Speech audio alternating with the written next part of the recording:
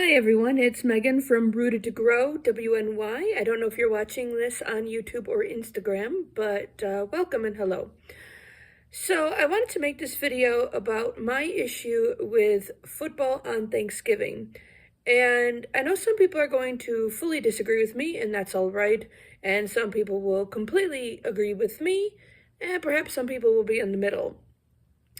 So I want to make this video. I don't know if anybody will leave an opinion. Probably not. I might get one opinion, maybe. But I personally really detest football on Thanksgiving. So here in the United States, Thanksgiving is tomorrow because it's always the last Thursday of November. In Canada, they have Thanksgiving on a Thursday in October, but I don't know if they show sports in Canada on Canadian Thanksgiving. Well, anyway, I really have an issue with it because look it, I don't have a problem with football. If you're a fan of a sports team, all right. Although I think people do get like overly obsessed with their sports teams, especially like in Europe and South America. You have these people that are jumping on cars and burning buildings and acting like overgrown 5-year-olds having the world's biggest tantrum because their team lost. Typically that's what football is in soccer. But, I just really have an issue with football on Thanksgiving because of the fact that it supersedes everything else. It takes away from what Thanksgiving is supposed to be. And Thanksgiving is supposed to be spending time with your loved ones and being grateful for what you have and who you have in your life. That's what, and I don't mean that in a gaslighting term at all, because I do hate people who are like, oh, you should be grateful because blah, blah, blah. And they're just using it to gaslight you, you know. But I mean, truly, truly, genuinely, humbly, honestly, it's about who and what you're supposed to be grateful for. And that's what Thanksgiving is about. And the problem is also as well, it takes days to do the Thanksgiving cooking. And let's be honest with each other. In nearly every household, it's the women who do the cooking. I've been to Thanksgiving in various homes. Like my mom has done Thanksgiving many, many times. My mom's cousin Elaine, who lives I don't know, she's in the next town over. Her husband did cook Thanksgiving. We were there multiple times. I liked being there a lot because he's an excellent cook and it wasn't overly crowded with people. But my mom's cousin her husband is the rare exception for cooking. We've gone to other people's homes. My mom's cousin Dina, she unfortunately passed away exactly a year and a few weeks ago, unfortunately. She would do the cooking.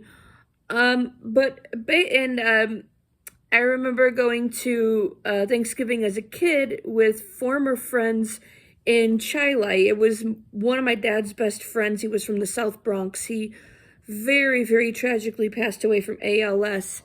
And we went to Thanksgiving at their home.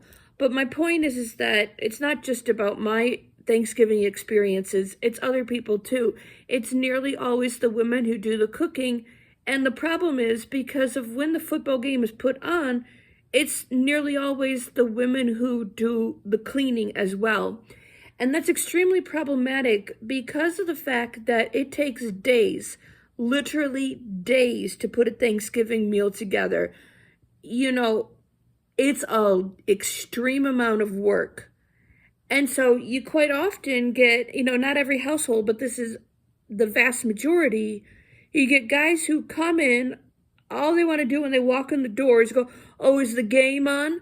Or you want to watch the game while they're eating. Their minds are totally on the game. And it's not only men, because look at, not all men like sports, which is perfectly all right, but the vast majority of guys do like sports. And there are some women who do like sports well, But I think it's more so the men are obsessed with football on Thanksgiving, and the women actually want to sit around and talk and actually enjoy the meal without the game on and just enjoy the meal and just have casual conversations. And I wouldn't be so against football on Thanksgiving if it was shown late. If they started at like 7 p.m., even 8 p.m., because honestly, 99% of households do Thanksgiving early. Most people eat Thanksgiving dinner like really early, 1 p.m., 2 p.m., maybe as late as 4 p.m., but even 4 p.m. is early. So even if you started dinner at 4 and you ate, you did that and talked and cleaned up, you'd still have plenty of time if a game started at 7 p.m.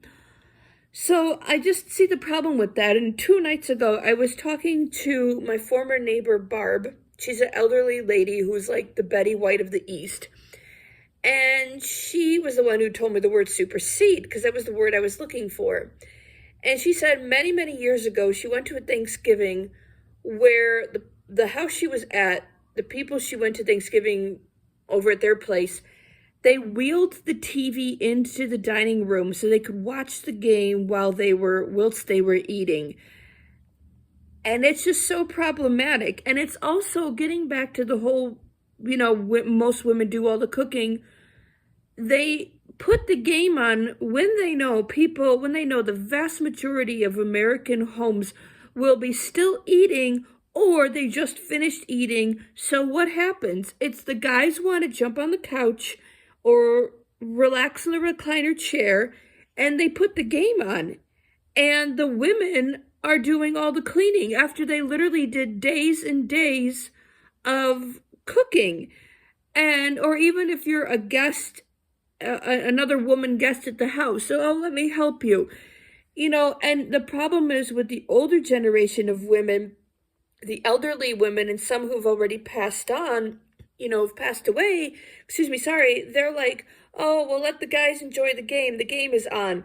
No, the guys should not enjoy the game. If the women are cleaning in the kitchen, then the guys can be in there too, cleaning in the kitchen. And throwing your dishes in the sink does not count as contributing. And like, that's just my thing.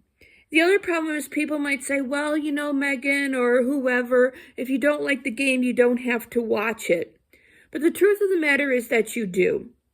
Because in nearly every single home, in nearly every single home, that game is going to be on so loud that, to use Barb's word again, it supersedes everything else. So you'll be talking and having a great conversation, but what happens?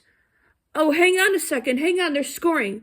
So like you were in the middle of having an important conversation about something, like saying, oh, I decided to go back to school and finish my degree, or I made a big life change and, I was supposed to get, or maybe saying like I was supposed to get promoted at my job, but it didn't really work out. And so I think I'm going to just switch and work in a different restaurant. Say you're a sous chef or something, whatever the case may be. But you're deep in conversation and that this happens. People are like to be repetitive here. Oh, wait, hold on. They're scoring. The other thing too is you might be having a conversation with somebody or something of the sort, and you just hear screaming. I'm in Buffalo Bills country here. You just hear screaming from the other side. Go, go, go, go. And it's like, it just permeates in the whole room. It supersedes, it supersedes everything. And Thanksgiving is not about football. It's supposed to be about what you're grateful for and being there with your loved ones. So I really, really think it's time, not that anybody's going to listen to me, but I really think that it's time for, if we're having Thanksgiving football, show it at 7, 8 p.m. at night. That's it. And I don't want to hear excuses of, oh, well, we got to get home, blah, blah, blah. No, they have late night games any other time. You can manage.